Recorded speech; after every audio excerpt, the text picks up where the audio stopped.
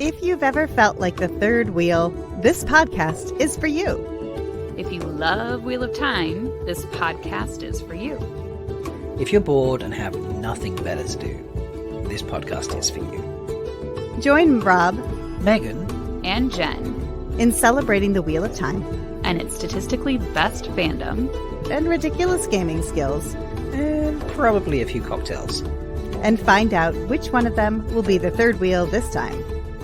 This is Three Three Wheeling.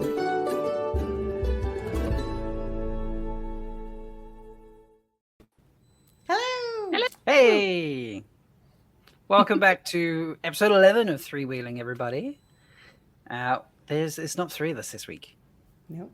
No. We brought in another guest. So obviously Meg and Jen have joined us, but Jen, why don't you tell us who else has joined us this week? So we have the pleasure of an industry guest today, not someone who works on Wheel of Time, but who is very familiar with it. And his name is David Skelly. And do you want me to introduce you, or do you want to introduce yourself? Oh, yes, I love this. Keep going. And he is, so David Give him all the accolades. David is a writer, showrunner, art director, and director in art director occasionally. Director, showrunner, writer in Los Angeles in animation and other film and television endeavors. He got a start at the Jim Henson Company when he was just a youngin', still in college. Went and did some summer stints there, and then continued to work for them for a while. And then he worked at Pixar for many years, and he has since also worked at Disney and Paramount and Nickelodeon and more Jim Henson Company and on and on and on. And he also, his biggest claim to fame is that he is married to me. Yay! I win. You win. This is David. I love that. Welcome, David. Oh, thank you very much. It's a pleasure to be here. I've got to ask, I didn't know about the Jim Henson stuff. Please tell me you worked on Dark Crystal, one of them at some point, please. Well, the Dark Crystal was actually one of the films that lit my fuse. That was, I saw that in Labyrinth, and I feel like, as a young person, and I knew what I wanted to do. That was pure magic. And, I did work on a lot of Jim Henson Productions projects and a lot of projects with the Muppets. I did very briefly work on a screen test for the new Dark Crystal TV series. So I was in the mix for a glorious day. What I didn't say was that David is also a puppeteer and voice actor as well, an improviser. So he, while he is directing and while he has been directing at Henson and while he was directing at Henson, they were working on the scrreen test, and Lisa Henson came in and said, "David, quick, put on a puppet," and threw him on stage. Yeah, she knew how much the Dark Crystal meant to me. I was a supervising director on a show that was happening at the time. And, I most definitely didn't have time to just stop doing what I was doing on my show and go on to another, project, even for a day. But the 11-year-old in me was crying out to be a part of it. And Lisa knew and said, "Come to the set, put on a puppet." That's amazing. That was a pretty extraordinary experience. And then you went to set in London, and he was on the set in London when they were shooting as well. That's true. Yeah. I love that show. Like the movie's great. The show was great. Like it's a crime that it got cut after one season. It truly is. Yeah. Yeah. Brian Froud, Wendy Froud, Toby Froud, the ones who were responsible for the new Dark Crystal series, and Brian and Wendy, of course, worked on the original. They're dear friends of ours, and in Labyrinth, and Toby was Toby the baby in Labyrinth. Yeah. Now he's That's cool. Now he's an extraordinary sculptor and puppet maker and artist in his own right. Yeah. Amazing. I feel like I could just talk about Dark Crystal for an hour, to be honest. I'd be very we'll bring that. That'll be number 111. We'll bring you back for the Dark Crystal. The Dark Crystal deep dive. I love that. So, but yeah. Well, I'm glad to have you here, David. Seriously, we've talked about you a few times, so it's good Just a fun few. just a few to have you here and get to know you and hear about the stuff you get up to. We do a couple of things to start off with, so I'm going to hand it over to Meg because Meg likes to give us. Someone tried to sneak a peek. I saw. Oh, maybe What? your invisible writing isn't as invisible as you think it is. Yeah, I know, but. So, Meg, why don't you take us through drinking first? Tell us. Drink tell us first, always podcast. drink. What's Yes. Meg drinking? What's Meg drinking? So this week the cocktail is named a Cool White. So I think what I'm going to try to do for like each of the Ajah cocktails is like make sure there's some adjective or something that goes with it as well. So because we had a bitter red earlier. So we did a Cool White, and so basically what this is it's just a coconut lavender margarita, basically.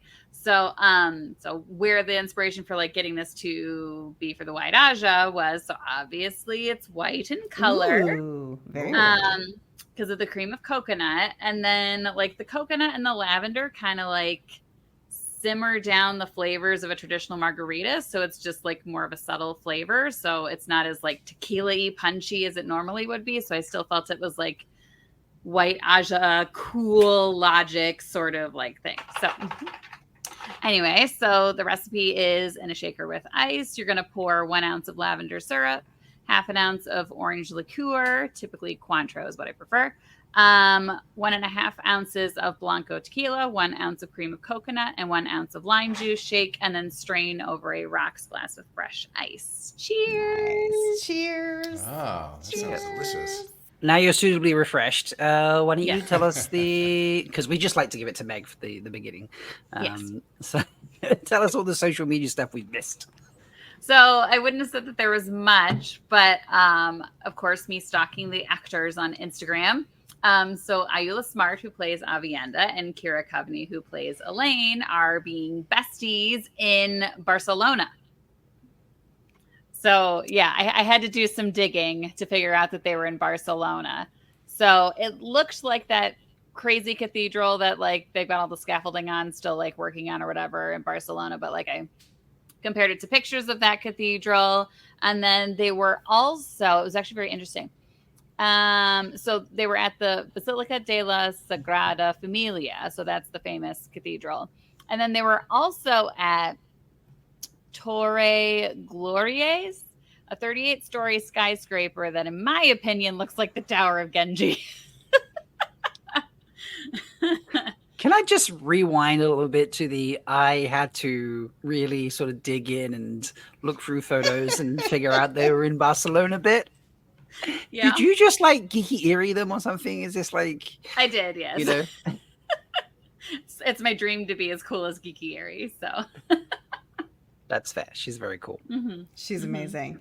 Yeah. I am so sorry because I missed at the very, very beginning of it. You said so and Kira Coveney are Ayula. I thought you said And Kira. Ayula. Yeah. Really?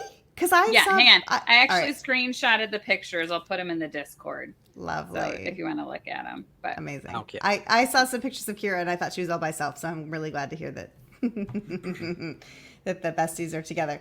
And I should also just say this is going to be a relatively spoiler-free podcast. David is a first-time reader, a show watcher, and he is currently in The Shadow Rising.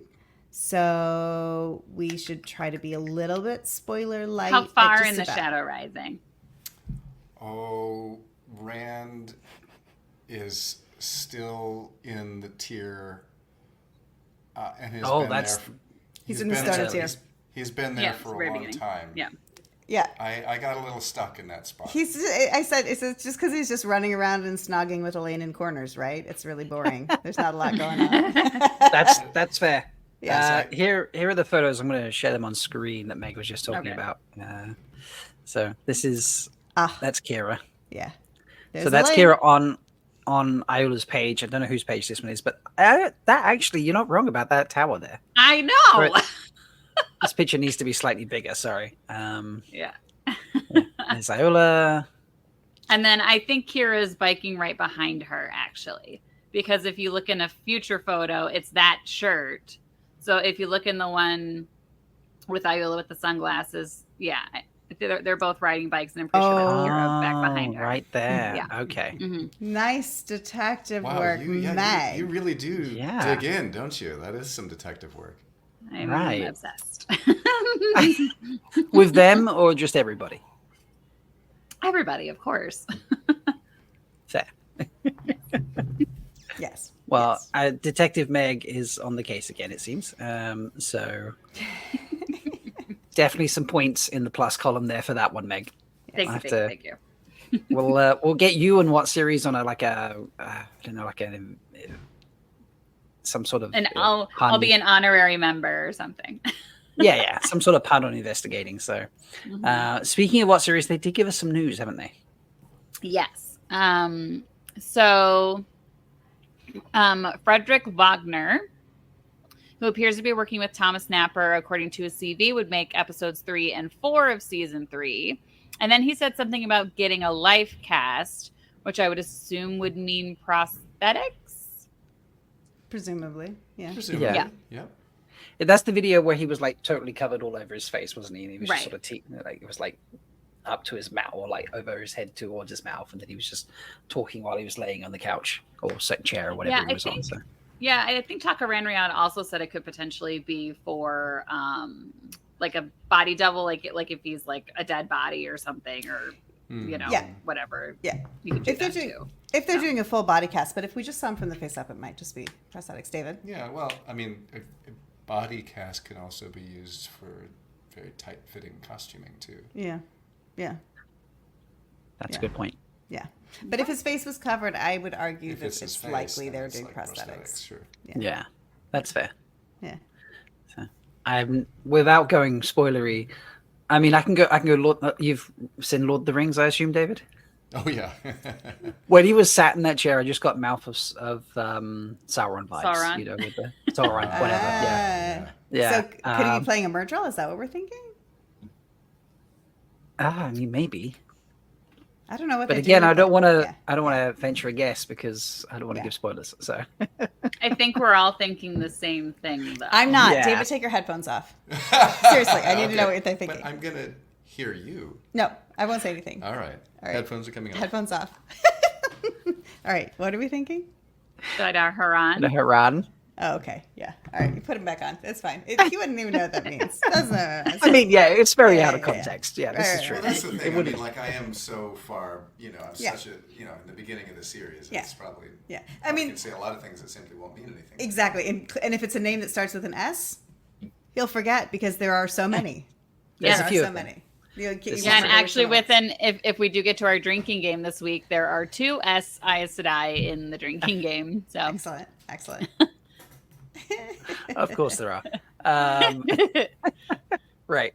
They gave us number 1, and then John decided to give us some IEL characters as well, didn't he? From What Up? Yes. So What Series gave us Michael Lindell, who apparently filmed in Prague and appeared in photos with Marcus, Maya, and Ayula, which they're thinking probably means a Two Rivers character. However, yes, there's someone in that listing who wouldn't normally be in that listing. Ayula, you mean? Yes. Well, I was trying not to get too. The spoilery. Yeah. Yes. Yeah. She better go to the waist. Sorry. Fair. And then again, I'm trying not to say this about spoilers, but then there's John from What Up mentioned 2 IEL characters, and we'll just leave that there. You can say who they are. Come on, who are they? I mean, I didn't even recognize the names either. I don't know the names. I just don't want to read the rest of what he was saying, like which bit they were from. But yeah, they're called apparently Elijah and Charlon. So Jenn. Yeah. We're assuming Jenn IEL. Yeah. Yeah. That's fine. Names that I didn't Shane. remember, to be honest. Yeah. So. Yeah. Very cool. But yeah. So very, very cool. Right. Cool. Very quick think- social media and news updates. Yes. I want to add one last thing. Did you see Magdalena's bike accident or whatever it was No. on social media. Okay, so it was like a week and a half ago. Where are we now? Yeah, so must have been last Wednesday. We all know who Magdalena Sotobia is, Magdalena right? plays she plays the Aiel who gives birth to Rand in episode 7 in the best cold open that was ever made in the history of film and television. Yes. Yeah. She does a lot of stunt double stuff, actually. She stunt doubled for Nynaeve getting towed away in the first episode by Trogs. At the very least, as I did not know that. We just rewatched that. She was in the Trolloc costume? No, she was in Nynaeve's costume. She was in Nynaeve's. the one Yeah. who was being Getting dragged she was the away. one getting dragged, yeah. Oh. At the very least, when they were setting up for filming it, she was the stunt double doing that. I would assume she then did it for the scene as well. But yeah, she posted an Instagram story of her in a hospital bed surrounded by flowers, saying she cried twice, but mostly because of not because of the accident or the injury, but because of all the love she was getting from friends and family and such. And then the following day, she posted the picture of a very much destroyed motorcycle. So I'm hoping she was filming a crash and not a motorcycle scene in which she then accidentally crashed. Right. But yeah, she has pins. She has her left foot in plaster and pins in her leg. Jeez. And to my understanding, is looking forward towards at least 2 more surgeries. So, yeah. What? a rough Wish time, you yeah. well.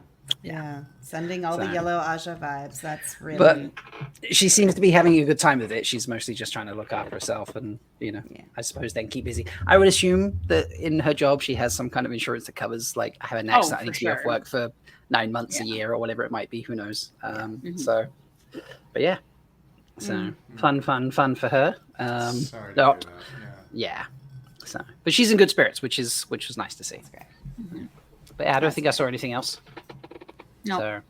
So, Jen, Yes. gonna hand it over to you now. Oh, all right. how All exciting. right. Okay. Well, Yeah. we have said since the beginning of the podcast that we wanted to, make use of industry contacts and have some perspectives from people who maybe weren't as deep in the fandom as, the 3 of us are, but who are familiar or maybe unfamiliar with the show and who can give us some perspective on the filmmaking side of it. So we invited David to come today. So I'm going to start by asking you, David, have you seen the show? Well, yes, as a matter of fact, I have. Oh, are you a repeat viewer? I am indeed. And it's funny that you would ask that because many of my repeat views have been with you. Oh, have they? Yeah. Oh, interesting. Yeah. Not all of them, actually. No, not all of That's them. not true. That is true. Excellent. But And- yeah, I adore the show. I think it's extraordinary. It's great filmmaking. It's filmmaking at its best. Yeah. For the small screen, and honestly, I think it would hold up on the big screen. Yeah. What was your relationship before you saw the show? Were you familiar with the books? I know you're familiar with the books because I read them and a lot, but Well, I've heard about the books since I met you. yes. And then, I can't remember if I read before the show You did. or the show You read- inspired me to. No, I you the read first Eye of the book. World. Yeah, I read Eye of the World. That's right. And then a long time ago. Yeah. It wasn't like fresh or familiar when And the then show I came think out. when the show came out, then that's when I started again. I reread Eye of the World and then book 2, 3, and the beginning of 4. Yes. Yeah. Yes. A big beginning. It's a long time that they're in the Stone of Tyr, I must say. Yeah. It is a Yeah. while. Yeah. It is. But I'm really looking forward to getting back into it. And I do remember book 3. I feel like I read it in like a few days. Like I just blasted through it. Yeah. Yeah. And I'm really looking forward to getting back into it. Yeah. Yeah. Yeah. The plan all along has been that David would get to Shadow Rising before season 3 came out because season 3 is going to be so Shadow Rising heavy, so that he has the book, he's familiar with the book before he watches it. So But now I understand. Is there some things in Shadow Rising that appeared in the show, yes, season 2? a few. Well, not really. Maybe no. I would say maybe hints of things at most. Yeah. Okay. Yeah. I mean, they're hints of things mostly, and a few setups. I think I would say. Let me ask you this. So, regarding that specifically, like, do you like having read the book or being familiar with that as you're watching the show, and how does that affect you in terms of how you view the characters? Are you in book head? Are you in show mind? Are you like bothered by the changes? Do you like the changes? How does that affect you as a kind of concurrent reader and watcher? I'm not bothered by it at all. I will say that, because it has been so long since I read Eye of the World the first time, as I'm reading, I'm in show is in my head. You know, I'm envisioning those actors' faces when I'm reading, but that doesn't take me out of it. You know, it just feels like an expanded view of the world. But and I think that when I get far enough into the deep enough into the story, I'm not really thinking about that necessarily. Yeah. But I would say, like, at the beginning of book 2, 3, and 4, I was definitely thinking of their faces. But then as I read, that sort of faded, and I was just deep in the book experience. Yeah. Well, let me ask you about adaptations. So David and I have been writing partners for a lot of our career. We are currently not, because we're working on different projects, but we have worked together. So let me ask you a little bit about adaptations, because we do a lot of adapting as writers. We'd like to find IP that we love and turn it into something. And let me ask you about how you feel about the adaptation, because as you know, among the fandom, there are many of us who love it and who see it as a new turning of the wheel, and we are excited to have new information and a new story to unfold in front of us that's told differently, even if we know the tentpole pieces. But there are other people in the fandom who want to light people on fire because they are so unhappy. We call them book cloaks. We call them book cloaks. Right. Well, I will say that, I do empathize with that. I understand that, because if you had lived with characters for a long time and anything has changed, I think I understand the desire for whatever is in one's head to be realized, just like we're thinking about. But I also think that it's quite impossible to do that. Of course we can't imagine what's in everyone's head. And, when we adapt something for television and film, it is different. It isn't a translation. It is an adaptation. And there's so many reasons for adapting things. And, one of the main reasons is that things that are, incredibly interesting and entertaining as we're reading, wouldn't play on screen because they're just too slow. They're too detailed. They're too, they're just spinning in a moment for, pages or a chapter even before, the story progresses. And we need, as a viewer of television and film, we need something that progresses quickly, that we feel like there's some progress and some surprises. Things are changing at a relatively quick pace. So that means that many things need to be truncated. Things need to be shorthanded. And also, as we're adapting things for television and film, there's something that, as viewers, I think very few people necessarily think about or should think about, which is, the very real parameters of a budget or a production schedule. Yeah. So, I've adapted several projects in my career, and I'm doing that now, and the books may influence us to go to another land that we hadn't seen, but our budget says you should reuse one of the sets that you currently have. So the question then is, how do we progress the story in a really entertaining way that moves things forward, that also is faithful enough to the book that we're, telling that story, and simply not just a different story. Yeah. How can we do that without going somewhere new? And so that mandates changes to the story. It may be that someone in that new place had to be in that new place. you couldn't put that character somewhere else. So that character then gets truncated as well. And maybe we could put those qualities or those story points in another character that we met, that we meet along the way, that, that we've currently cast. Gaul. You know. So yeah, Gaul is the Aiel that Perrin meets along the way. Right. And he lets him out of the cage. Yeah. But in the books, he lets Avienda out of the cage. You mean the show? No, in the show. In the show, sorry. Yeah. And so that has been a big, everyone in the show is like, justice for Gaul. Where's Gaul? We want Sure. Gaul. Yeah. And hence the Stone of Tyr, which is just a matte painting in the background of one scene, an early scene with Swan as a child, as opposed to actually having that whole scene that takes place in the Stone of Tyr. Well, so now I've just made a discovery. What? I didn't know that tower in the background of that scene was Tyr. Now you do. Ah. Yeah. We'll have to go back and rewatch that one. Okay. I think we learned that from was it the X-ray we learned that from? I think Or it did was in someone- the X-rays, like the Amazon X-ray, when you go to the like they tell you where things take place, Uh-huh. in the background while you're watching a scene. Oh, see, now I have a visual for it. Yeah. That's great. That's great. Yeah, that's awesome.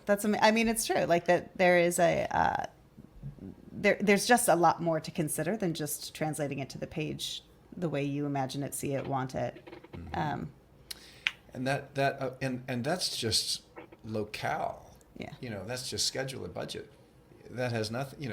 Then there's a whole, different set of potential, parameters with the people themselves. People have other things going on. So People leave shows. People leave shows. That's right. Yeah. So it might be that an actor who is cast is simply not available when the production says you're supposed to be shooting that. So the only thing in some cases you can do is change the script. Mm-hmm. And so then you're creating sort of multiple timelines, multiple realities of what that show was initially in the planning stages, maybe the first drafts of the script, and then the reality of schedule, production, people's, lives, real lives. Yeah. Because actors are real people and they have their own lives and other projects They going do. on. And They They can't do, just be on our show all the time. We'd That's like right. them to be, though. That's right. We would like them to do nothing else except to be those characters for us. I mean, didn't we have this discussion? Was it last time or the time before where it was? Was it LeVar Burton? You saying where you went to his place and it's like, this is what 26 episodes a year gets you, or a season. Oh, it was Yeah. Garrett Wong who played Garrett Wong. Harry That was it, Kim. sorry, Who yeah. played Oh, Harry, yeah. Right. Harry Kim. Yeah. Like when they he can't do said- that. They're not there for 26 episodes or 28 episodes. It's it's 8 episodes for a few months. Yeah, we were talking about maybe. like how an actor could buy that house that Garrett Wong bought Right. after being on Voyager for 26 episode seasons, Yeah. and how the actors in Wheel of Time are like lucky if they're paying their rent Well, because sure. it's a short season. It's not as many episodes. They're not in them all, Yeah, of course. Yeah. Yeah. I mean, it's so it's, they got to go work. That's right. That's right. You got to stitch together, multiple projects I to don't- make a living. I don't know if you know this. This is news, maybe news for you, but Donal Finn, who plays Matt now in season 2, just got cast as Moriarty. Oh, really? That's Uh-huh. cool. Yeah, in the British. Is it Oh, the BBC that's- Sherlock? It's not the. it's young. No, it's on Sherlock. Amazon. I don't know who's running it. Oh yeah, I mean, Amazon. it's Yeah, not. that's right. It's not the Cumberbatch one. Like that's old. No. That's got long Yeah. gone. But a new Yeah. Sherlock. Oh, I Anyway. can really imagine him in that role. Right? That's terrific. It's Yeah. really That's great. terrific casting. Yeah. Oh, yeah, that's Yeah, great. yeah. That's great. Yeah. Whatever. is Rob. great. Rob is his best friend. He goes to all of his plays and meets him and hangs out. I am not its best friend. There's too much of this going around, like me and Guy, me and Taylor, now me and Donal. No, Your best friends. Yes. All right. Okay, I have a couple more questions for you, if you don't mind. Oh, no, absolutely. So one of the things that I think is, speaking of shorter seasons and this sort of new thing, we've talked a little bit about how the shorter seasons potentially give you the opportunity to do a rewatch before you watch the new season. And we were just talking about that with Lord of the Rings dropping this week, or Rings of Power. But the other thing that I've found that's really interesting about specifically Wheel of Time, but we are seeing it in other shows. I think they've done it on some Star Wars shows, is this 2-episode, 1 director to 2 episodes. And they're, so they're their chunks now. So we talk about them in Wheel of Time as being like, what do they call them? 4 units, Blocks. I think, or 4 blocks. 4 Thank blocks. you. Yeah. And so how, as a director, how do you feel about that sort of, so that, let me back this up a little bit, which is that television has often been called the writer's medium and film is the director's medium, because if on a film set, director is sort of final say of everything. But on a television show, what you have is the writer who is the showrunner who created the show, who is the final say of everything. And the directors are just cycling in every week, especially in like a 26 episode series. But in these, you have maybe 3 or 4 directors doing the whole season, and they're doing these lovely 2-hour back-to-back episodes that they can treat like a film. And I'm just curious about your take on that. Well, you're right about it being a writer's medium, in the other case. Like if you're doing an episodic TV show that's just been running forever, the crew, the actors, the showrunners, the writers, they're the ones who really know the show. And, it may be that the episodic director comes in for just one, or, and then goes off again, or, maybe they're regulars, but they would, they wouldn't stay for sort of a whole chunk necessarily. And a lot of that has to do simply with, again, with the production schedule. Once you're done shooting an episode, depending on the project, you may be then spending time in editorial putting that episode together. Right. So that means that, in some cases it necessitates another director to come in and direct the next one. Especially because in traditional network television, of a season with 26 episodes would be filming while that show was on the air and that season was on the air. Mm-hmm. So you'd have episodes 1 through 5 maybe in the can before the show started in the fall. Right. But you'd be, filming episode 7 while episode 1 was, potentially. Yeah, sure. so they have to, they can't wrap it up, finish it, send it off to post and be done. Mm-hmm. Yeah.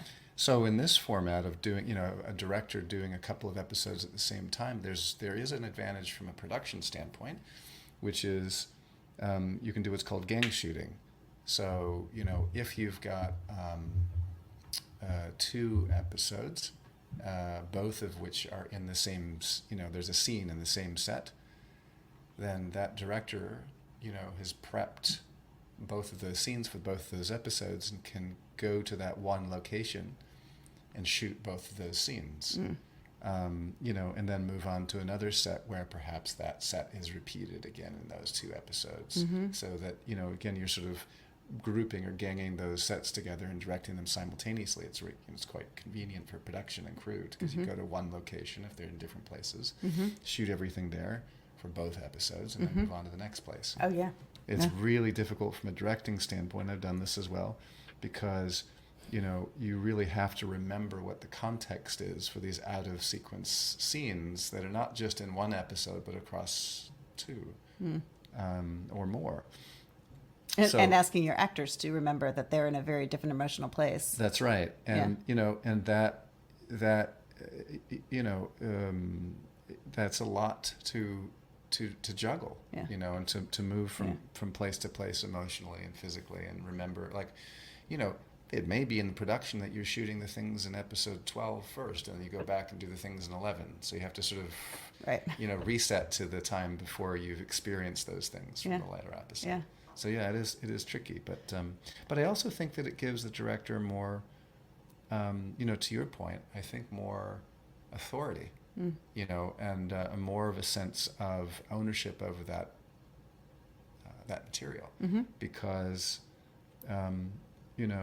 if it's a small group of directors who are doing a smaller group of episodes, then on some productions those directors become kind of a think tank, right? So they're all talking to each other, comparing notes. As opposed to a director coming in, doing their thing and leaving, and maybe having no interaction whatsoever with other directors on the show. Yeah. It can create a much more, intimate and collaborative workflow. Yeah. I'm thinking about the behind-the-scenes stuff on The Mandalorian first season. Right. And we watched that, pool of directors share ideas a little bit and talk about how they, kind of had an idea. It's more like a writer's room. It's almost like a writer's room where you have your writers who are writing different episodes, but they're actually connected and talking as opposed to what used to be just directors cycling through. I think it's a change for the better. I think there are a lot of advantages to Yeah, it. yeah. In fact, that's how I'm working in the show that I'm running right now. Yeah, it is. And you set it up that way, and it's excellent. David, may I say what you're currently working on?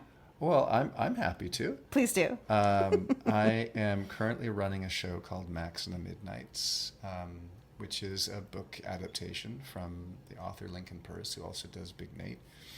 And it's a serialized story, 20 episodes for season 1. So we're treating it like a 440-minute movie. It's 20 half hours. And so we have a small group of directors who have been responsible for, a number of episodes each. And so, we have 3 directors for season 1, for example. And so each director is doing every third episode. Mm-hmm. And so they do have ownership in a way that somebody coming in freelance wouldn't. Yeah. So let me ask you that too, because David and I we both work in live action and animation, but we spend a lot of time in the animation world, which takes a really long time to get anything done. Are there similarities do you see to that, to these high budget, heavy VFX shows like The Wheel of Time or Rings of Power, things like that? I mean, do you see some... Do you think that maybe live action people are going to start taking us a little more seriously because they're like, oh, you set up a good pipeline. You understand this process and how long it takes. Well, I do think that even young audiences are becoming more and more discerning. I think that they're being exposed to better and better filmmaking. And I think that for a lot of young people who are gamers, who are watching, really terrific cut scenes in their games, high level, high-end graphics, great animation, great production design, and by the way, I think many of these games are, have bigger budgets than a lot of television shows.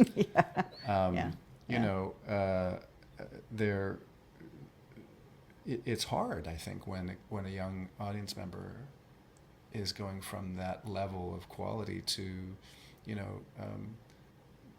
television shows from many years past, where they simply didn't have the production value, the filmmaking, quality to things.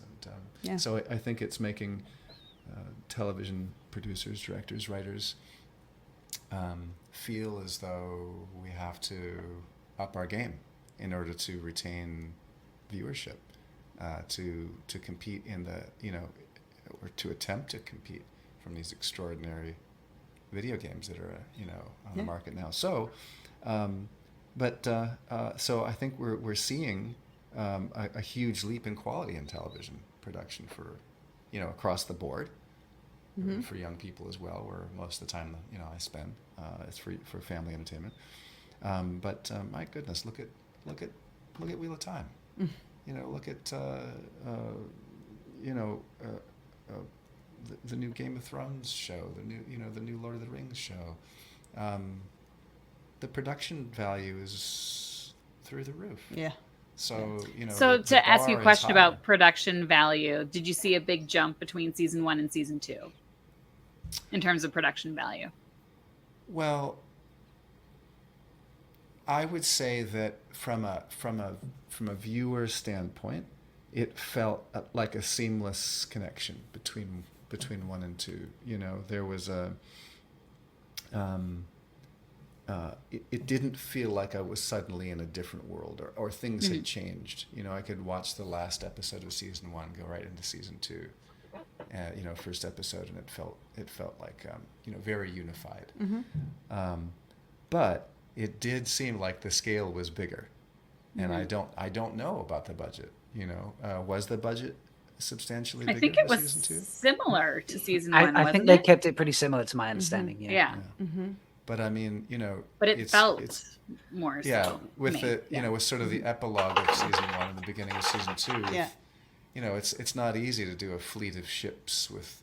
I mean, the production value looked as though maybe they were a little bit more flush, in season 1 than season 1, because of the just because of all the effects and the scope of it. Yeah. But if it wasn't, kudos to them. How about using practical stuff in place of CG or VFX if you can, in terms of budget and in terms of look and feel and all of that? Well, again, I will say from a budgetary standpoint, it may seem that doing more in camera is not as tenable and more expensive. The price tag is simply bigger if you're trying to do a lot more in camera. So, it may seem at first glance to, the line producers or whoever's, looking at the budget that wouldn't be the way to go. However, obviously the more you get in camera, the less you have to do in post. And so that reduces your posts, time and money. Time and money, exactly. And I think that, CG effects are expensive, and I think our expectation for them now, especially because of shows like Wheel of Time and others, where they have to be kind of extraordinary for us to be satisfied. I think we're all so much more discerning than we used to be. So it leaves little room for, well, we didn't have a lot of effects budget. I mean, if I didn't believe that all those ships were on the sea, coming, or I didn't believe the creature, it would take me out. Yeah. So I think having, as much in camera does just make it feel realer. And, characters can touch things actually. And I know for certain, having done a lot of performance capture, directed a lot of performance capture, that if an actor can't see what they're looking at, it's really hard. Like the little girl who gives the Trolloc a pet. I mean, like it's hard. That's enough exactly with, what I was thinking too. Yeah, it's hard enough with trained adult actors, but for children to say, like, imagine there's this really creepy, scary guy, but you're gonna pet him on the face and don't be afraid. Yeah.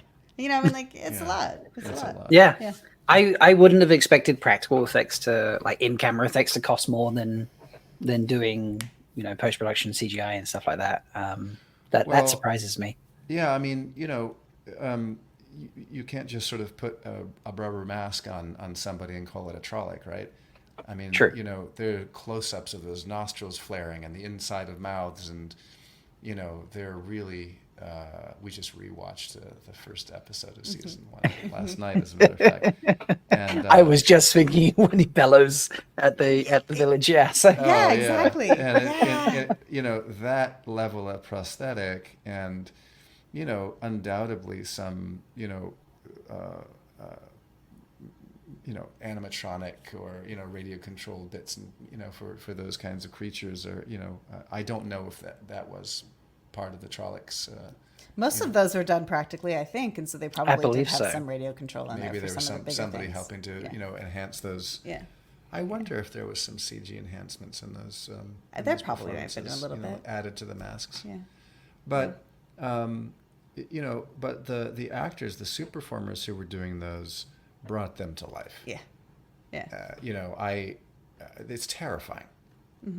Those actors were extraordinary because it is terrifying. And I think that the screaming villagers had those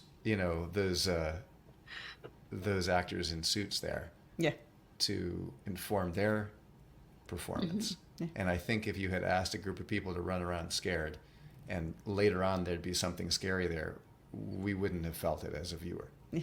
Yeah. So there's so much, that, and again, it just kind of comes down to what is the viewer's experience. And did we get the emotional hit? Well, the actor didn't get the emotional hit because there wasn't anything in front of them, then we're not. Right. So there's a lot to be said. I'm a huge believer in practical effects. Yeah. Speaking of Mandalorian, I don't think no one would be as deeply in love with Grogu if it had been just another CG character, Yeah. There's something that's that's so true. incredibly charming about it being, a puppet. And I think that we all detect that it's not a real creature, but we also can sense that it's actually there. Yeah. and that somebody is behind it too. Like you get, that there's, I mean, not that there isn't somebody behind the CG performance, but that there's physically somebody there in that moment. It's and they can react to whoever else is on screen, performing with them. I think it's why Yoda held up in the later Star Wars movies when he was purely CGI, because Frank Oz was there doing it all physically as much as he could in the original movies, so it like you say, it makes it feel real.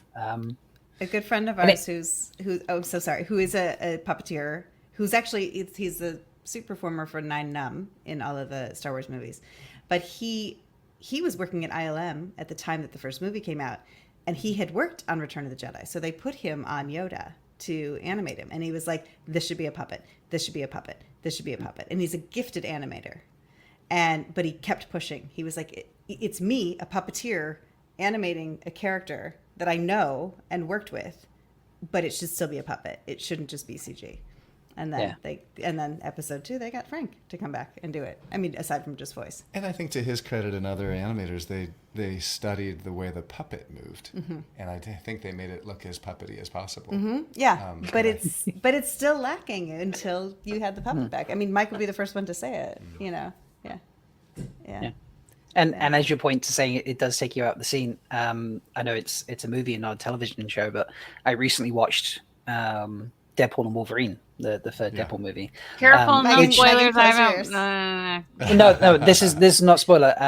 But there was a big fight scene later on that I was watching, and I was in the cinema the entire time I'm watching, and cameos and laughter and gratuitous violence and all that sort of stuff that is Deadpool, and it was great, and I was totally in there, was in the moment, and then that fight scene came along towards the end, and the effects just were not good, and it took me out. I was suddenly like, I'm sitting in a cinema watching a movie thinking those aren't very good graphics, as opposed to enjoying the fight that's happening on screen.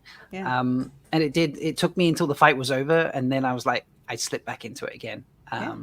So it does knock you out very, very quickly. But I haven't had those moments a wheel of time. So that's great. Well, that's great. Yeah. And it is, for David talking about like what's, something in camera can be more expensive for certain reason. The time for prosthetics, the time it takes to have those actors in there, like not just like wearing a green screen mask, but actually in there, in a suit. Like and the amount of money it costs to do that, and the building of them, and all of that. And it takes longer, so you're going to also like work into your time budget as well.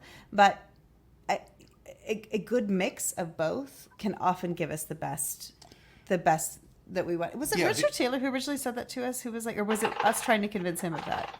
I can't remember how that conversation went, but I'm not sure. But you look at the original Jurassic Park, and it still holds up.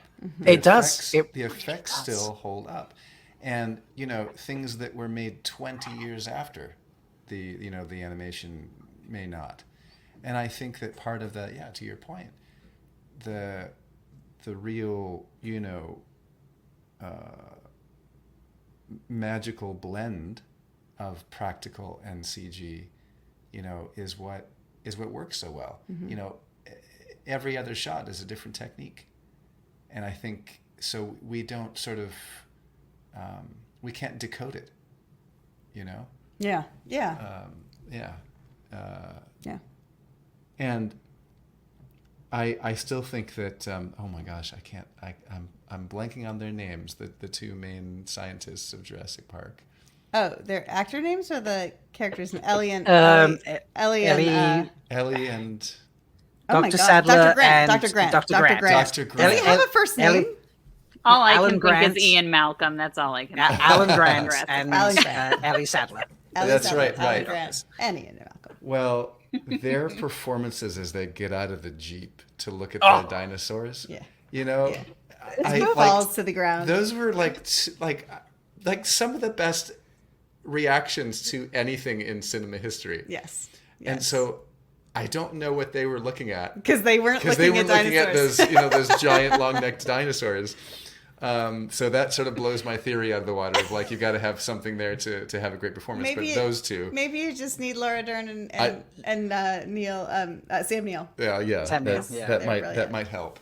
I mean, both pretty epic actors. So Yeah. Yeah. And Goldblum, Meg, yeah. and Goldblum, of Yeah. course. yes, and Goldblum. Yeah, I've got a thing for Goldblum. So. Yes. that's you fair. do. That's fair. So, Well, that's awesome. I mean, I could talk to you for hours about it, as we actually do. That's what we do while we're doing dishes, is talk about this kind of stuff nonstop. So, Megan and Rob, if you guys have anything else you wanted to ask David, you can jump in. But we can wrap it up or table it for another conversation someday in the future. I'd be curious, watching season 1 and season 2. What were you most like? What did you watch as someone who works in the industry in those 2 seasons and think that was incredibly impressive? Like that one kind of maybe blew you away or surprised you that they managed to do, like from watching it and knowing how things work behind the screen. Well, I will say as an overall sort of general thought about both seasons, you know, I know how hard it is even on a higher budget to do something that feels like great cinematic, you know, filmmaking on a television production or schedule. And right out of the gate from the first scene of the first episode, you know, all the way through to the end of the last season, you know, the season 2 finale, the filmmaking is just top notch. It's really, really good filmmaking. The acting is top notch. You know, it's just, I'm sort of amazed in a way that we can have a television show of that quality, and that it's not, you know, on a feature budget. In terms of, you know, just from a technical standpoint, just being gobsmacked, it was that cold open. The fight scene. The fight scene. The blood snow. You know, I mean, that was... We were screaming. That was like... I was like, I don't even know what I'm... Like, what's happening? How was... You know, like, how could this be so extraordinary? Yeah, and not just the filmmaking, the choreography. The choreography and sorry, I'm blanking on her. Magdalena. Her performance fighting while giving birth, that was an extraordinary performance that I felt. So, you know, how do you do something of that quality on a TV production budget and schedule? How do you do that in a feature production schedule? Yeah. That was insane. Yeah. That was insane. I think we went back and watched that like a half a dozen times. Yeah, like that day. Yeah. Yeah, I had 2 thoughts. One thought about it when I watched it, and then I was lucky enough to actually meet Magdalena and ask her about it. But when I watched it initially, it reminded me of the fight between Hayden Christensen and Ewan McGregor in the in episode 3 of Star Wars. A Mustafa, because when you watch it initially, you think, wow, this is incredible. It looks like them. Some guys have done great. You know, the choreography is great.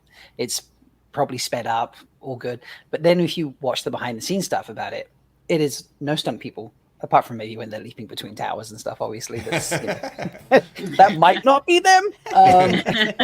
But when they're actually like fighting and stuff, it is them the entire time, and nothing is sped up. It's literally them going at full tilt at each other. They practice it that much that they were just that incredible.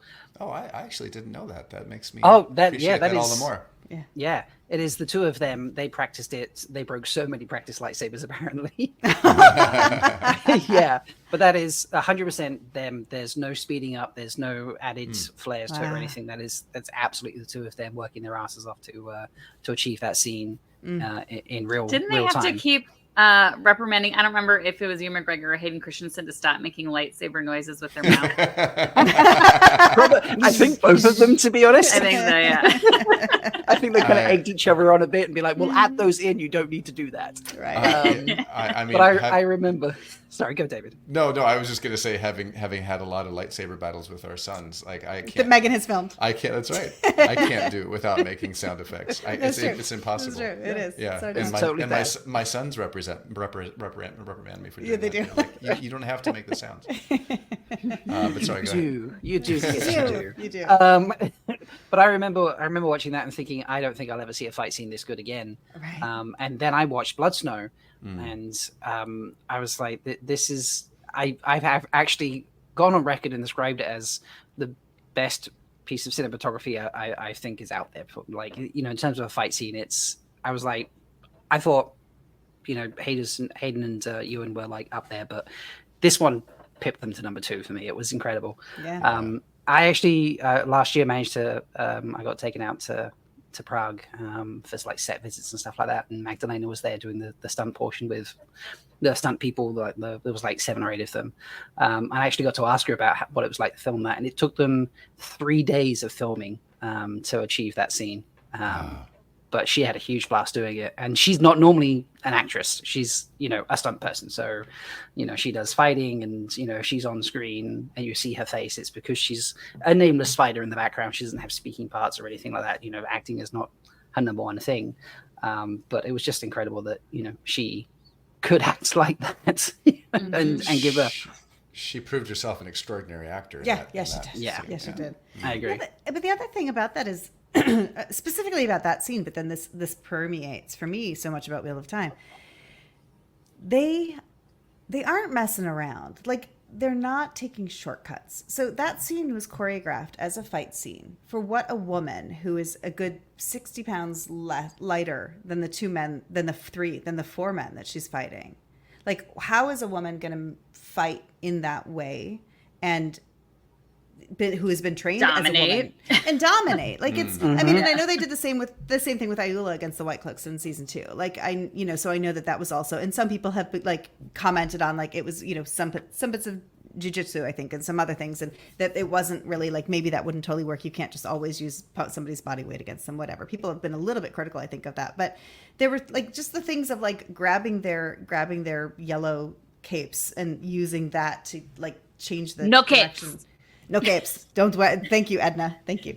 But like I think that there's just like, it wasn't like we're just going to do a cool stunt scene and not count for the fact that this is a pregnant woman who's lighter physically than these other people and who's learned to fight in that way. And I just think it adds to the verisimilitude of the show to continue like digging into. We're not just going to make a cool stunt scene, but we're actually going to make it believable. And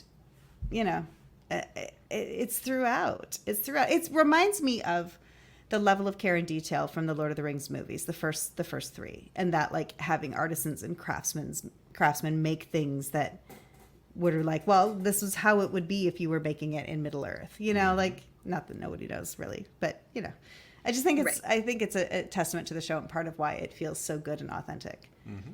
Yeah. I think part of that goes to the making it real for the actors too. Yeah. All the work that was put into the costumes. Yeah. And, that maybe we as viewers won't necessarily see, but the actors felt it. Yeah. And I would say maybe we as viewers, meaning the general public, but if you're a fan in the fandom, you'll see it. Yeah. I mean, there's we also that analyze and dissect every piece of costuming. But in a way, as the filmmakers, like that's a great bit of it's gratifying because you are making this, and you especially in a 2-hour film, people miss so much. So you're like, no one's ever going to see some of the things that we did in this. But in a show like this where we rewatch it and the fans are so deep and dig in so hard, it's really exciting. And we do the cosplay. We do the cosplay and like yes, yeah, and so it's really gratifying to be like they noticed this really important detail that I didn't think in. I mean, down to the vials on Nynaeve's belt in the very first episode. Anyway, yeah, that's all. It is good. Yeah. So I want to ask just a regular Wheel of Time question now. Do you have a favorite character so far, David? Oh. Either book based or TV based or a mix. So, is there someone you're like, I really like this person? Well, Perrin really rises to the top for me. Rob is fist pumping up there for that. You can't see it. Yes, I am. His just sort of inner turmoil and his stoic nature and wrestling with whether or not he should engage in the battle, and his connection with wolves is like just intriguing to me and dimensional and and exciting. I think the only person who really, well, there are two others. Perrin, I think, is the top. Lan, it's a close second. And you and Rob are totally vibing right now, right? Oh, yeah. Jen and Meg are just both third wheeling right now. We are third wheeling hard. It's true. Yep. And then Lanfear. Oh, book okay. Lanfear or show Lanfear? Oh, it's show Lanfear. Fair. Show Lanfear is extraordinary. Yeah. Please, Natasha, don't walk in the door right now because the podcast will be over and I will be out. Those are my top. Those are my top three. Yeah. Mm-hmm. Yeah. And nice. I would say for Perrin and Lan, book and show equally for different reasons. Yeah. Yeah. Yeah. Yeah. That's Love great. that. Yeah. Marcus and Daniel are doing. I mean, I don't think anyone's doing a bad job in the show of their characters. They're all being amazing. I want to be very clear about that. But yeah, Marcus and Dan are doing an epic job. I'm a big fan of what they're doing. So yeah. David, you'll have to just come back a lot, David, I think, after that answer. So Meg's over here like, what about Egwene? Well, I'd always be happy to come back, of course. Love that. That'd be great. So we've been going about an hour. Do we want to try the game? I was looking. Sure. These names that I mean, they are very, I don't know, obscure characters-ish, because we're not too familiar with a ton from the White Ajah. They're all White Ajah characters? Well, because I was doing, of course, for to go the with the cocktail. drink. Right. Yeah. Or we could just all do our favorite characters, too. We could just do that. Well, then David and Rob will have and to then you arm two would have wrestle. to fight over Perrin or Lan. Yeah. No, David, you're the guest. You get to pick first. So we ask questions, and if you have, it's a drinking game of it's never have I ever. So if you get I was like, get there, Jen, done, get I'm trying really hard. If it's something that you've done, then you have to drink. If it's something that your character is done. If your character If is my done. character, so you have to imagine if Perrin would have done that. Like which character I am. Yes. And then as that character, so I'm Lan, and I've got to say if I've done it or not. Yeah, we could just do our favorite characters for tonight because the whites are so obscure. Let's just do that. Yeah. Okay, but you get to pick first, David. So you could be Perrin or. Okay, well, I'm feeling Lan. I feel like I'm going to be Lan, right? You're gonna be Lan? Yeah. Okay. All right. He's not drinking for anything. Probably. You say that. I reckon Lan's done a few things. So. Yeah. Okay. All right. So obviously Meg's going to be Egwene. I'll be Perrin. Well, yes, of course. And I'll be Nynaeve. I'll be Nynaeve. If we're picking our faves. We're picking our faves. This is it. All right. This is our pretty wheel. It has fun sound effects and stuff. So enjoy, David. Have I ever gone skinny dipping? All right. I don't know if Nynaeve. I don't think she would. I don't think Nynaeve is a skinny dipper. She's a little prudish, so she's not drinking. Yeah. I think Lan. Show Egwene definitely has. Book Show Egwene, I don't know, but Yeah, Show Book Egwene Egwene for might. sure. Yeah. Yeah. Lan. I'm pretty sure I read somewhere that Perrin has gone skinny dipping. So Yeah. I mean, we literally just watched the first episode. We've just, like in the first episode, he shows up sort of like wet from the storm in the door, and then the next thing we know, he's naked in a tub. Drink. So, all right, I'm having my.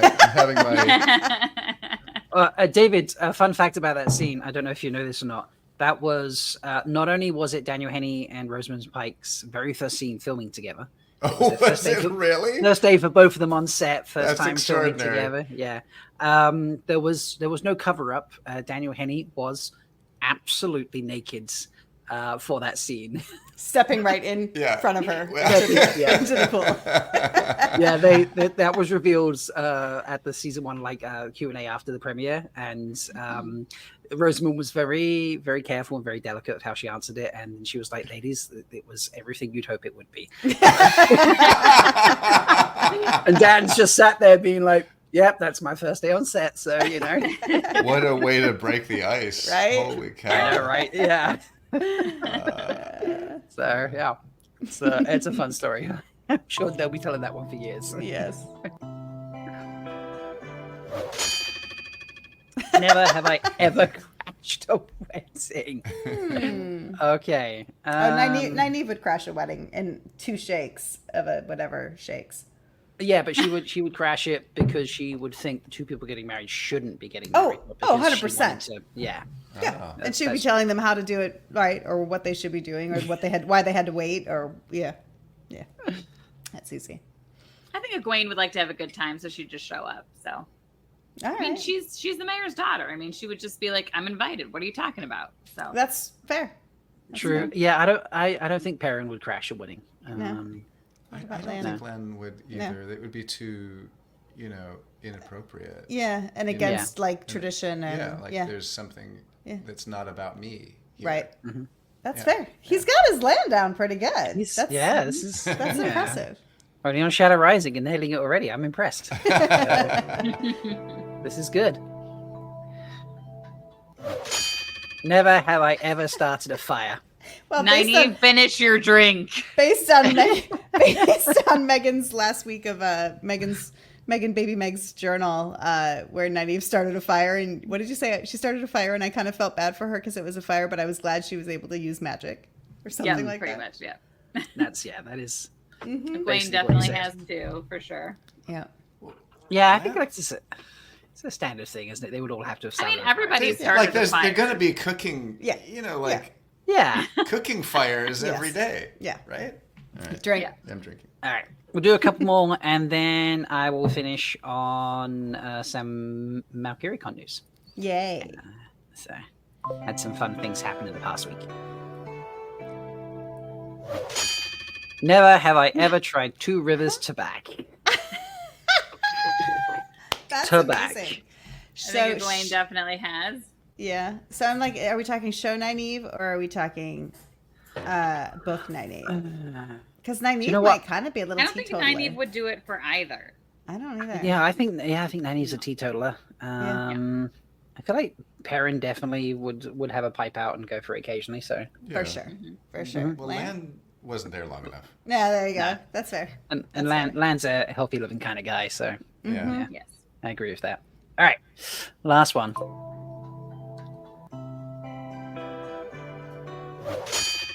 Never have I ever stood up a date. Now, David I'm hasn't gonna read New say- Spring. Oh, go ahead. You make Egwene. Well, I'm going to be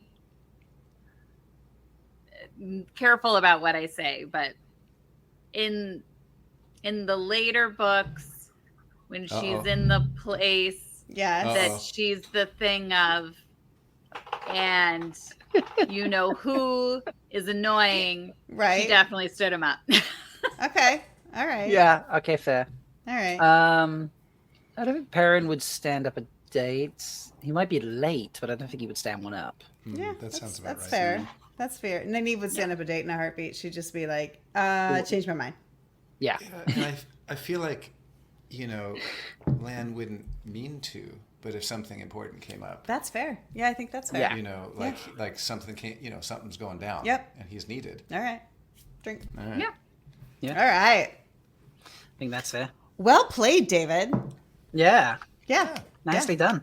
Yeah, thanks. You I feel pretty good about myself after that game. Did Ali play Never Have I Ever with us? She did, didn't she? Yes.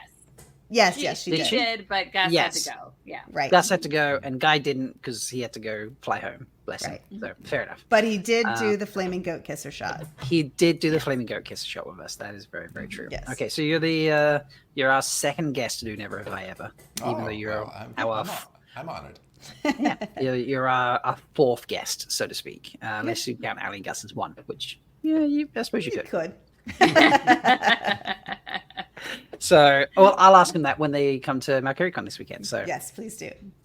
but yeah, as we were talking pre-show, I am in the final stages of getting MargariCon put together. I have stuff everywhere. I have, if you're watching the video, I have a auction prize to my right here. This is for the charity auction. So this is a sketch done by a man named Jeff, Screaming Spud Monkeys. Last October, he did Whattober, which is something set up by someone in the fandom for the artists. And they draw a Wheel of Time related piece of drawing or artwork, painting, whatever, based on a different prompt every day for October. This Jeff did last year. I can't remember what the prompt was for this, but it's obviously Uno, Loyal, Ingtar, Perrin, and the other Shannarans just riding on their hunt for the horn. And if you look very closely at the bottom, whilst I was at WhatCon, which is where I got this, I actually had Guy Roberts sign it. Nice. Great. I've I queued up and bought, and I've just messed up my camera. Oh no, it's fixed itself. I queued up and paid for him to sign it so I could put this in the charity auction. Amazing. Which is going to be a lot of fun. We have some very cool prizes in there. We're naming Juliet Howland's newest chicken. Yeah. Little Julian one. Howland plays Matt's mom. Oh, okay. Natty Coffin, yeah. And she has a hen rescue. Yeah. She has, She rescues hens. She supports a charity here in the UK called Chicken Rescue UK, where they go and they buy chickens from egg farmers when they get to the end of, as far as the farmer's concerned, the end of their life, and they go and rescue as many as they're able to purchase off the farmers to give them better lives and nice homes and stuff. So we raise money every year because the more cages they have, the more chickens they can rescue in theory, because they might have money to buy chickens, but if you can't put them in cages, you can't take them. For obviously safety purposes and things like that. So we help them get more cages so they can rescue more chickens. So Juliet has allowed us to Wheel of Time names. She's said, I've just got a new hen. So auction off someone can name said hen. We've got dice towers and all sorts of crazy things.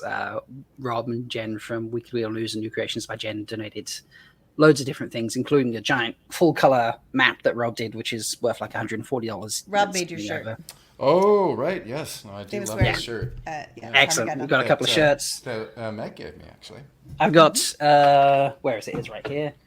We've got like Shakespeare style prizes. This is a t-shirt from the Shakespeare, Prague Shakespeare Company. Amazing. So I bought that while I was in Prague. Who plays Uno runs Prague Shakespeare. Oh, got it. Yeah. So lots of good fun. We obviously have Guy coming this weekend, which people know about, but I revealed a few days ago on Friday, later if you're listening on release day, that we actually have 2 of Sharon Gillam's costume department folks coming to the convention to do the costume panel. So we have Haley McCready, who is the crowd supervisor and is in charge of making sure everyone in the crowd is dressed appropriately. And she helped put together all the inspiration for the different nations. Inspiration from a certain period of France and some imperial China stuff to make some of the outfits of the different cultures. So she helped with all of that. And then Rob Goodwin, who is like another mastermind, he made Turak's chest piece. He made shoulder pads and like helped with the horns and stuff. He made Uno's eye patch. He made Moraine's bolero from season 1 that she wears. So he's coming along as well. You said he's a leather guy. Did he do Ishi's twisted leather thing? I'm not sure. Those are the things that. So this all came about because I got put in contact with Sharon to potentially have Sharon come instead. But unfortunately, Sharon is running off to Bulgaria on the 8th. So she's in the UK, flying into Prague for a day or 2 to then fly straight back out to then get on a plane again to Bulgaria. Just the logistics were too much. But Rob and Haley are based in Prague, so they could attend far more easily. They just turn up on the date, I think. So amazing. But yeah, that was all the information Sharon gave me about the 2 of them. So I'm not sure if Rob made those. We could always ask him. Yeah. And there is potentially other surprises happening at the convention, which I'm really excited about. So terrific. But folks, if you're listening, you can still get a digital ticket and you can watch everything. It's going to be very early for some of you.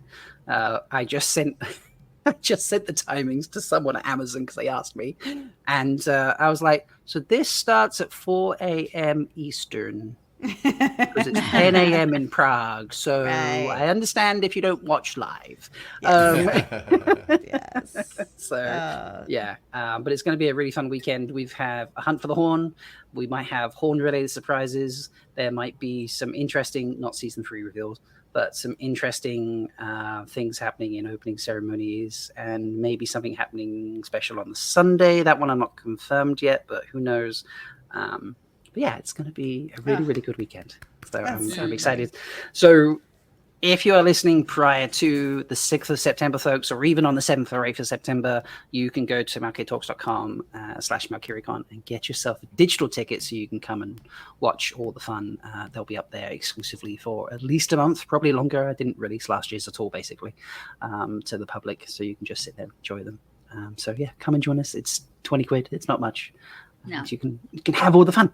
Yes. And you can actually, if you're willing to pay for shipping and it's appropriate, you can actually bid on stuff in the charity auction if you wanted to, nice. to get something, but then you'd have to arrange shipping and such. Whereas if you're there in person, you can just take it home. So Got it. But yeah, Amazing. Do it. Get your tickets. Yes. Sounds like terrific fun. I know. Yeah. So the thing I've got for opening ceremonies just came through tonight. I'll tell you two about it, or you three about it afterwards. But yeah, I'm insanely excited about that. We're gonna give people some goosebumps, but it's not season 3 release date or trailer or anything like that. Let's just manage those expectations. Yes. But it's something from What? Us something from overreact? What? Huh? What? yeah, something from season 1 that someone gave me. So there should be a lot of fun. Amazing. Do we have a what a positivity this week? I was going to ask if anybody had it. I can do it if nobody else has one. I never do. Meg says that. Megan never has. Every week she's like, No. I still don't have a lot. Meg's like, and then every week Jen's like, I can make one up if we need. Like, I can make one up because I can make shit up on the fly. I do actually, though. I do. David, let me explain what this is. So Thank you. We like to end every episode with what we call what a positivity.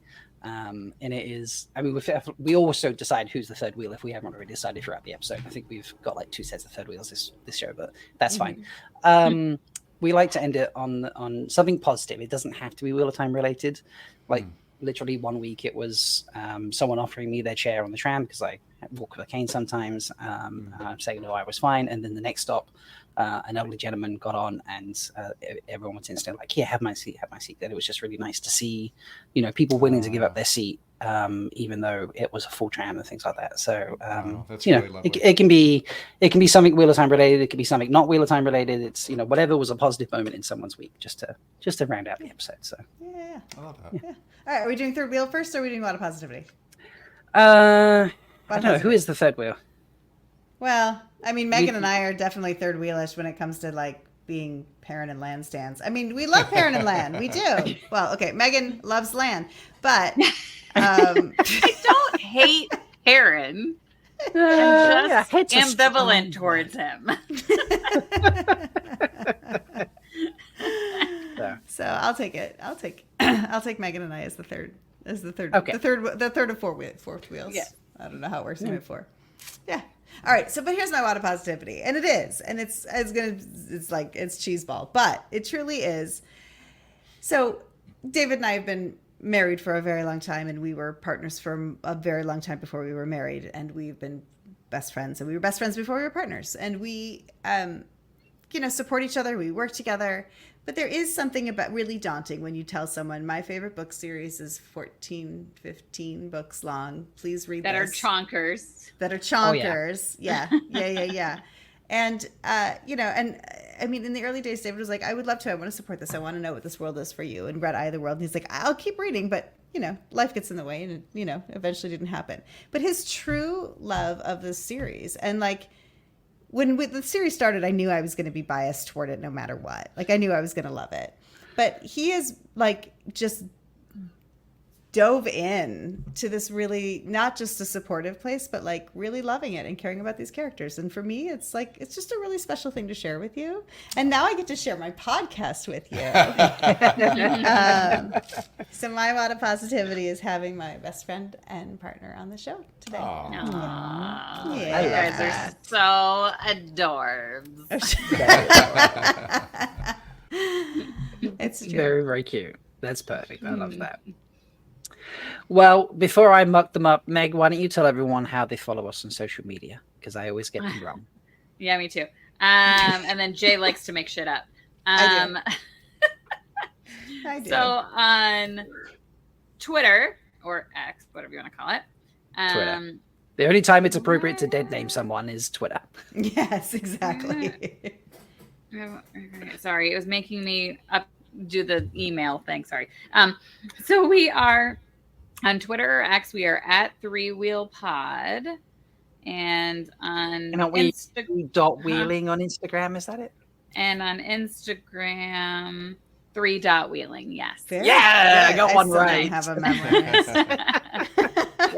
Yeah, you can follow us on those two. That's where you get to see Meg's beautiful cocktails that she makes. We release a little reel of that every time Meg makes those, and then suppers for us all by drinking the drink afterwards. Like it's you're a champion for us, Meg. We appreciate you taking the hit, girl. But yeah, come enjoy that. Listen, join our to the Discord podcast too, or join Rob's Discord, and we have a channel in the Discord. So yeah, I have a few different outlets these days, so like everyone kind of has their little section in the Discord server rather than 20 Discord servers for one thing that seems crazy. But yeah, join the Discord server, then you can listen on what you're listening on. Please rate us on your podcast app, whatever that is. We're on all the apps out there. Review. Give us feedback. Give us free will ideas for what we should put on the, Never Have I Ever's. What should we talk about? Who should we invite on? Definitely going to ask Rob and Haley if they want to come on at some point and talk costumes. Maybe Sharon, and we'll get people on. We'll have fun. So but yeah, thank you for hanging out with us, David. Oh, yes, thanks, David. Absolutely my pleasure. Thanks for having me. This was a lot of fun. Wonderful. Great to share it with you. One final question, because I know Jen thinks the latter half of 2025 for season 3 release. When do you think the release for season 3 will come? Oh, well, that's a good question. Seeing as Lord of the Rings, like Rings of Power, just dropped again, so we had Wheel of Time in November of 21.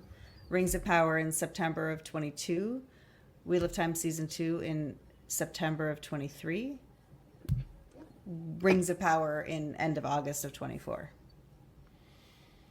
Well, I am going to place my chips on your theory. Because that's a lot of really good math. And, that's that logic is sound to me. To add to this, which I forgot to talk about it. I think it was on Tucker Ranriot. I don't remember who mentioned it. Lauren Belf is currently writing the score for season 3. Oh yeah, he is. Yeah. Yeah. Well, although he did take a quick break to sign like 1,000 CDs or something, didn't he? I can't remember what it was. He was signing, him and his kids were like doing a signing thing. I saw it. But yeah, he is doing the season 3 track at the moment. So. Well, that's interesting. I mean, March. Still effects still take a while. This is true. I still think that the first half of 2025. I don't know which quarter, but quarter 1 or quarter 2, something like that. So. All right.